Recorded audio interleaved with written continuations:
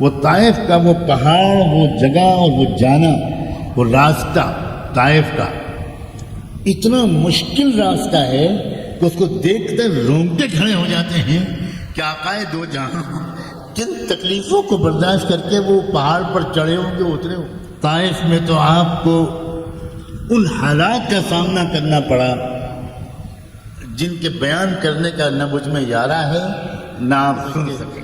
یہاں تک کہ ایک موقع پر شاید آپ نے یہ کہا کہ میں تمہاری طرف پیٹ کیے لیتا ہوں، میری بات تو سنتے رہو، تم پتھر مارنا بند مت کرو، مطلب میری بات تو سنو، تم سے کیا کہنے آیا ہوں۔ حضور نے آسمان کی طرف چہرہ اٹھایا، کہا اگر اللہ نے میری رائے پر موقوف رکھا ہے تو اللہ میں آپ سے کہتا ہوں آپ نے مجھ کو لعنت بھیجنے والا، عذاب دلوانے والا نبی بنا کر نہیں بھیجا کہ اسی طائف کے علاقے کے ایک فرد کے ذریعے سے یہ پورا بر صغیر ہند و پاک، یہ نیپال، یہ سری لنکا، یہ بنگلہ دیش، یہ پاکستان، یہ انڈیا، یہ سب جو اسلام لایا ہے اس کے پیچھے اسی قبیلے کے ایک فرد کی محنت ہے، انہی لوگوں کی اولاد ہے جن کے ذریعے سے ہمیں کلمہ پہنچا۔ الصلاۃ والسلام علیک یا سیدی یا رسول اللہ۔ رحمت دو عالم صلی اللہ علیہ وآلہ وسلم اللہ تعالیٰ ہجرت سے چند دن پہلے بڑے شدید صدمے سے دوچار ہوئے۔ رحمت دو عالم صلی اللہ علیہ وسلم جب 3 دن کے فاصلے سے جناب ابو طالب اور حضرت خدیجہ ان دونوں کا انتقال ہو گیا۔ یہ دونوں اللہ کے رسول کے لیے بڑی تقویت کا سامان تھے، بڑا سہارا ملتا تھا۔ ابو طالب مکے کی سب سے بزرگ شخصیت، ان کے احترام میں لوگ رسول اللہ صلی اللہ علیہ وسلم پر خود فزیکلی ہاتھ نہیں اٹھا پاتے تھے۔ ایک سرپرستی اور حمایت بزرگانہ شفقت کے ساتھ ابو طالب کی اللہ کے رسول کو حاصل تھی۔ اللہ تعالیٰ کے عجیب فیصلے ہیں، کس کو کس حد تک اللہ توفیق دیتے ہیں، کس حد تک نیکی کی توفیق کسی کو ملتی ہے، یہ اللہ کے ہاتھ میں ہے، کوئی استحقاق کا دعویٰ نہیں کر سکتا۔ اور سیدہ خدیجہ تو آپ کی غمگسار، وفادار شریک حیات تھی۔ اب جو اللہ کے رسول کے دل پر گزری، ان دونوں سہاروں کے اٹھ جانے کے بعد، اور وہ بھی اتنے کم وقفے میں، یاد رکھیں کہ ایسے حالات شاید اللہ تعالیٰ کی طرف سے اس لیے گزارے جاتے ہیں اپنے مقرب بندوں پر کہ اللہ تعالیٰ چاہتے ہیں کہ وہ جو ظاہری طور پر تھوڑی سی امید میرے علاوہ کسی اور سے ہے وہ بھی ختم ہو جائے، تاکہ یہ بندہ صرف مجھ سے امید رکھے، ہر طرف سے سہارے منقطع ہو جائے۔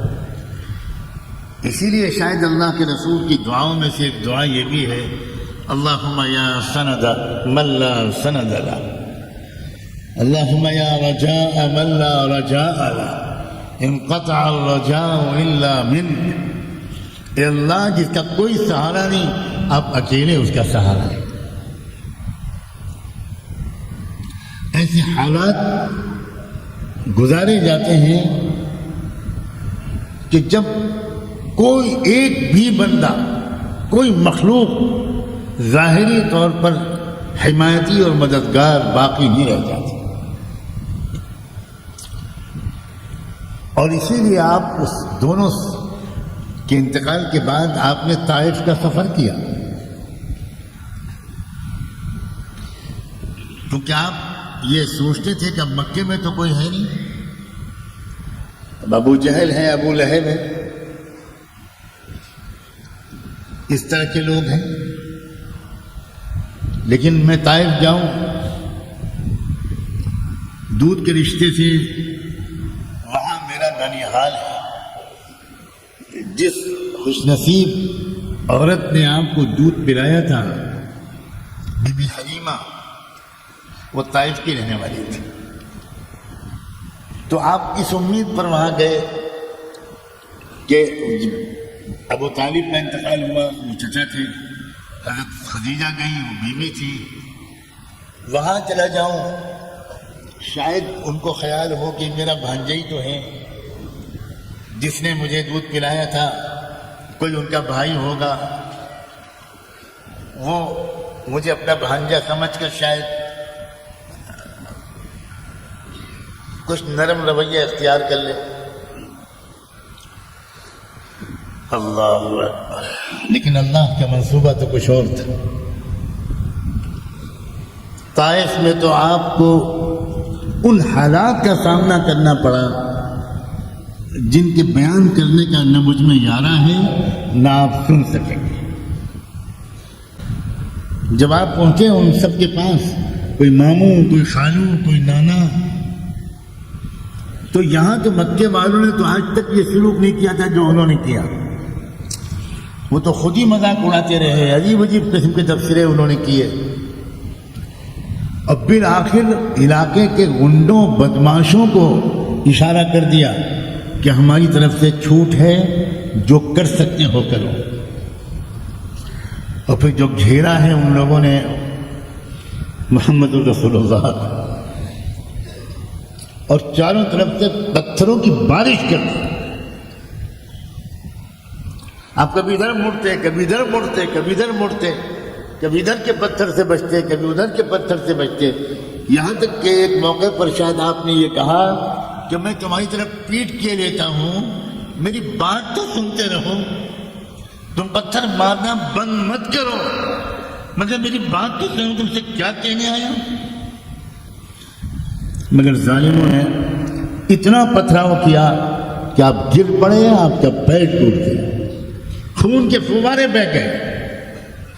عیسائی شخص وہ انگور کا خوشہ لے کر باغ سے آیا، آپ کو پیش کیا. وہ اس علاقے کا جو باغ کا رکھوالا تھا، اور آپ نے وہ زخمی حالت میں جو آپ تھکے ہارے پیر کو دھلایا، صاف کیا زخموں کو، اور پھر آپ نے جو انگور اٹھایا کہا بسم اللہ الرحمن الرحیم. تو وہ عیسائی حیران رہ گئے. اس نے کہا کہ کیا کہہ رہے ہیں آپ؟ تو آپ نے فرمایا میں وہی کہہ رہا ہوں جو اللہ کے نبیوں نے کہا تھا. کس حالت میں آپ وہاں سے واپس آئے؟ وہ طائف کا وہ پہاڑ، وہ جگہ اور وہ جانا، وہ راستہ طائف کا اتنا مشکل راستہ ہے کہ اس کو دیکھ کر رونگٹے کھڑے ہو جاتے ہیں کہ آقائے دو جہاں جن تکلیفوں کو برداشت کر کے وہ پہاڑ پر چڑھے ہوں گے، اترے ہوں گے، ہم دو میٹر نہیں چڑھ پائیں گے اس پہاڑ پر. کوئی سڑک نہیں ہے، کوئی راستہ اس وقت نہیں تھا، اور اتنی مشقت کے بعد یہ برتن. اس حالت میں جب آپ کو دیکھا عالم ملکوت میں فرشتوں نے، تو شاید میری یہ تعبیر صحیح ہو کہ فرشتوں کی دنیا میں ایک زلزلہ آیا، اور فرشتوں نے اللہ سے کہا کہ اللہ اب ہم سے دیکھا نہیں، اب آپ ہم کو اجازت دیجیے، ان ظالموں کو ہم ایسی سزا دیں کہ ان کا وجود ہی باقی نہ رہے. اللہ کے بہت سے احکام، بہت سے فیصلے حضیرت القدس یا عالم ملکوت، ملائکہ کے اندر کی جو کیفیات ہوتی ہیں، اس کے روشنی میں اللہ کی طرف سے کوئی ہدایت یا اجازت آتی ہے. ایسا لگتا ہے کہ فرشتوں کی اس وقت کی جو کیفیت تھی اس کی رعایت کر کے اللہ نے اجازت دے دی کہ جاؤ، میری طرف سے اجازت ہے کہ تم ان بدبختوں کو سب کو چن چن کر ہلاک کرو. ایک نہ بچو، میری طرف سے اجازت ہے، مگر ایک بات کا خیال رکھنا، معاملہ محمد کا ہے تو عذاب کی کارروائی شروع کرنے سے پہلے اس سے بھی پوچھ لینا محمد کی کیا رائے ہے۔ اللہ اکبر۔ مجھے نہیں معلوم کہ کبھی کسی اور فیصلے میں بھی اللہ نے ایسا انداز اختیار کیا۔ نوح علیہ السلام کی قوم کو عذاب دینے سے پہلے کیا اللہ تعالیٰ نے یہ کہا تھا کہ نوح سے پوچھ لینا؟ حضرت لوط علیہ السلام کی قوم کو عذاب دینے سے پہلے کیا فرعون کو غرق دریا کرنے سے پہلے یہ کہا تھا کہ موسیٰ سے پوچھ لینا؟ یہ مقام شاید صرف رحمت للعالمین کا تھا۔ ایسا لگتا ہے کہ اللہ فرشتوں کو بتانا چاہتے ہوئے کہ دیکھو تم اس وقت بہت جلال میں ہو، میں تم کو منع نہیں کرتا، لیکن تم بہت کچھ جانتے ہو، اس کے باوجود میرے محبوب کے اخلاق کو تم بھی نہیں جانتے، تم بھی نہیں سمجھتے کہ میں نے رحمت للعالمین کا لقب کیوں دیا۔ جاؤ خود جاؤ، میں نہیں منع کروں گا۔ چنانچہ وہ مجھے لگتا ہے کہ محو حیرت ہو گئے ہوں گے فرشتے جب وہ حاضر ہوئے اور انہوں نے آ کر اللہ کے رسول سے کہا کہ اللہ کے رسول آپ کے ساتھ یہ جو ہوا ہے یہ برداشت کے لائق نہیں ہے، ہم نے اللہ سے جو اجازت لے لی ہے، ہم آئے ہیں دونوں پہاڑوں کے بیچ میں، ان طائف والوں کو پیس کر رکھ دیں گے، ایک کے نام و نشان باقی نہیں رہے گا، مگر اللہ نے یہ کہہ دیا ہے کہ آپ سے پوچھ لینا۔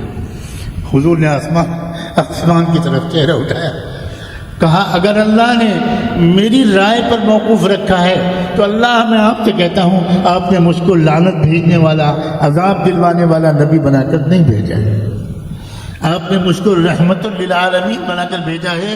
اللہ ان کو فرشتوں کو واپس بلا لیجئے، میں انتظار کر لوں گا، اگر یہ لوگ نہیں تو انشاءاللہ آئندہ ان کی اولادوں میں تو کوئی تو مجھے پہچانے گا۔ اور حضور کا گمان اتنا درست ہوا کہ اسی طائف کے علاقے کے ایک فرد کے ذریعے سے یہ پورا بر صغیر ہند و پاک، یہ نیپال، یہ سری لنکا، یہ بنگلہ دیش، یہ پاکستان، یہ انڈیا، یہ سب جو اسلام لایا ہے اس کے پیچھے اسی قبیلے کے ایک فرد کی محنت ہے، انہی لوگوں کی اولاد ہے جن کے ذریعے سے ہمیں کلمہ پہنچا۔ الصلاۃ والسلام علیک یا سیدی یا رسول اللہ۔